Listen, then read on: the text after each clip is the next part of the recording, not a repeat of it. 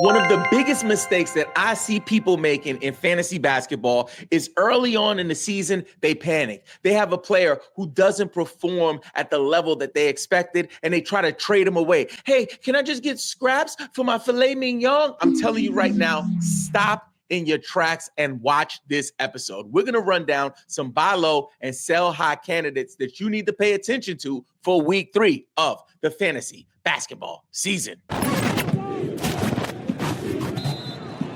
We believe every NBA fan should play fantasy basketball. The first buy low is a buy low if I've ever seen it. Right now, he's smelling like hot dog water with the bratwurst residue.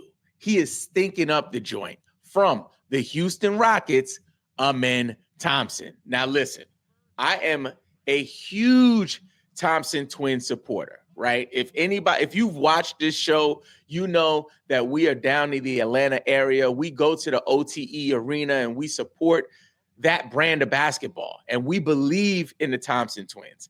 And I was one of the analysts out in these fantasy basketball streets talking about draft your man, Amen Thompson.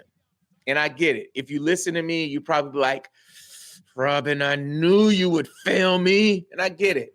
I would be mad too. But be patient. Don't do anything hasty. The last thing you want to do in fantasy basketball is sell low, right? So you don't want to like trade him off if you have him. Now, for my managers who don't have him, there's a guy in your league who is biting his nails and he is in panic mode.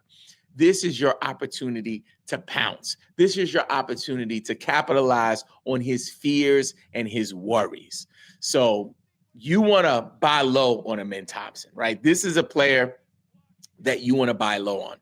He was forced to play point guard with the Fred VanVleet injury, right? So he's already doing something that he hasn't done before consistently, right? So I believe that the ship will get straightened. Now, will he produce at a second round level? I think I was on the record saying second round might have been a little too high for Amen Thompson. Maybe third round I would have been okay with.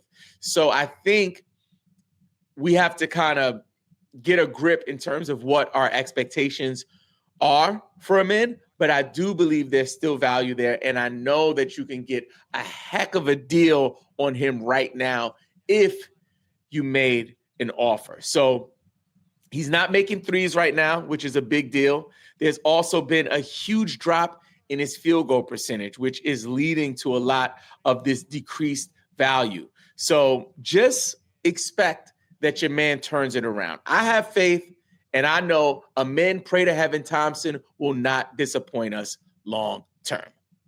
The next player is another buy low who is having kind of a sluggish shooting start to the season. And also he's had a big dip in his 3-point percentage from the Milwaukee Bucks, Myles Turner. Now, Myles Turner is in a brand new environment, so we got to give him a little bit of grace. But I think that historically, he's way better than he is right now, right? So we expect that the 3-point and the field goal percentage will increase. Also, despite his defensive stats being quite steady and pretty good, there's still a lot of room for him to grow there as well. So he's still getting acclimated to this new offense. We just have to give him time. Don't panic if you have him on your roster, but if you don't have him, this could be an opportunity for you to buy low. The next player I'm not as sure about, but I'm still interested. And in smaller leagues, I've even seen this guy get dropped from the Portland Trailblazers, Shaedon Sharpe. So he's taking more shots per game and he's showing increased offensive responsibility, but his efficiency has dropped significantly this season. So we're seeing a decrease in his efficiency, and that's something to pay attention to. Also, he's pretty good from the free throw line, but he's turning the ball over a ton. And that's something for a player, a young guard, that happens, but that's something that might get stabilized as we move through in the season. So if you're in a smaller league and he's on the waiver wire, grab him. If, in fact, you're in a 12-team or above, he's likely on someone's roster who's panicking, you might want to buy low on your man, Shaedon Sharpe. The next player I'm interested in buying low on before he totally gets it together is Dyson Daniels. His usage and his minutes are down, but some of that has to do with some early foul trouble that he's been seeing. His defensive stats, they hold steady, but we still want to see a little more from Dyson Daniels. So his assists are down, which is one contributing factor to his production being a little lower. But again, this is an opportunity for you if you don't have him on your roster. If you do have him, just be patient. He'll get it together. Before we go into the sell highs, I want to talk a little bit about Fantasy RoundUp. When I found this tool, my mind was blown. Like my head almost exploded because I'm the type of fantasy player, I don't know about you, but like I don't want to lose my waiver priority, right? I don't want to if I'm like first, second, third, even fourth, I'm not trying to give that up because, there's always a player who gets dropped and you're like, I have, waiver priority, or shoot, I don't. So when I pick up players who have gone to waivers, I try to set an alarm, for 3:00 in the morning, wake up before my league mates. I have league mates who live in other parts of the world, so they got an advantage on me. So I'm waking up and I'm grabbing players early in the morning. It's sick. It's I'm an absolute sicko when it comes to this stuff. But when I found Fantasy RoundUp, I found a tool that can help me automate that process. It's wild. Let me show you a little bit. So here we are on Fantasy RoundUp. Basically, you just put in your fab if you're in a fab waiver wire situation, or if you're in a waiver priority situation, you just go ahead and pick the player that you want, the player you want to drop, and then you pick the time that you actually want to acquire the player. And you don't have to wake up in the middle of the night to do it. So you could beat your league mates to the punch all by using this tool. If you want to get access to it, they're giving away a 7-day trial so you can try it for yourself. I'm using it every day right now, and I'm crushing my league mates because of it. If you decide to really use it long term, it's only $6 a month, which is a couple of cents a day, right? But the most important thing is, here at this channel, we want to make sure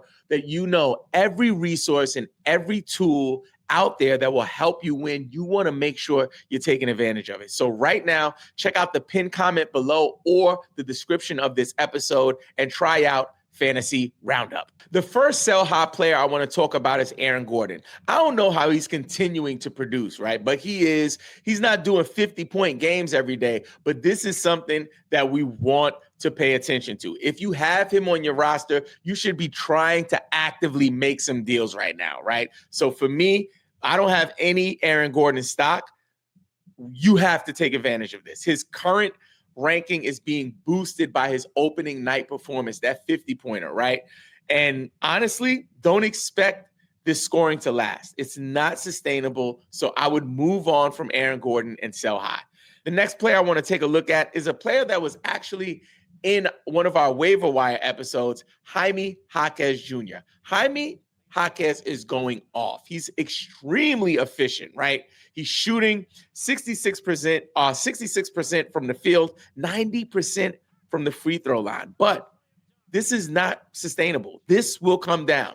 And when some of those other rotation players like the Tyler Heroes of the world come back, this production will come down to earth. So before that happens, you want to sell high on Jaquez Jr. Now, this player, I was thinking about not doing this. And I don't know if this is really a sell high. I don't even, I'm throwing up in my mouth a little bit about to say this, but I'm going to say the next sell high is Joel Embiid. Yeah, I guess so. He's playing some, and honestly, the Sixers look good. They're winning right now, but they're not winning because of him. They're winning because of Maxey. They're winning because of VJ. But if Embiid could somehow have a streak, healthy, producing at a decent level, trade him. Move on. Let him be someone else's headache. I don't know why you drafted him in the first place. We told you not to draft him, right? If he can string together a few healthy games, see if you can move on from Joel Embiid. I feel icky. All right. Next one. RJ Barrett. Oh, baby. A part of me wants to hold RJ Barrett, especially for a points league. But his current shooting percentage is way above average, right? He does not produce on this level. And he's also expected to lose touches as Ingram and Barnes get more involved, right? Again, I love him in points leagues, but for category leagues, not so much. So either league, points or categories, I'm looking to sell high because I don't think this kind of production is sustainable for RJ Barrett. You know what else is not sustainable? You not watching this playlist of all of our must draft sleepers.